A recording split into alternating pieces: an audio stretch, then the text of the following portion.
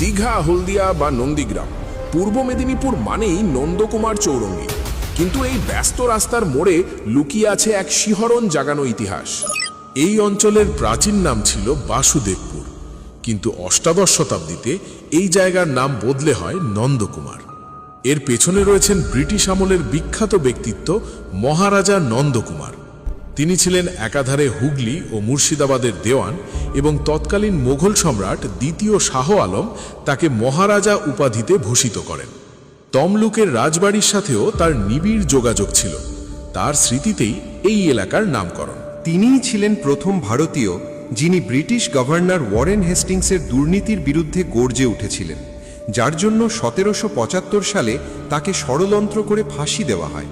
ইতিহাস যাকে বলে প্রথম বিচার বিভাগীয় হত্যা। তাই নন্দকুমার আজ শুধু একটা জায়গার নাম নয়, এটা গর্ব, এটা ইতিহাস, এটা আমাদের পরিচয়।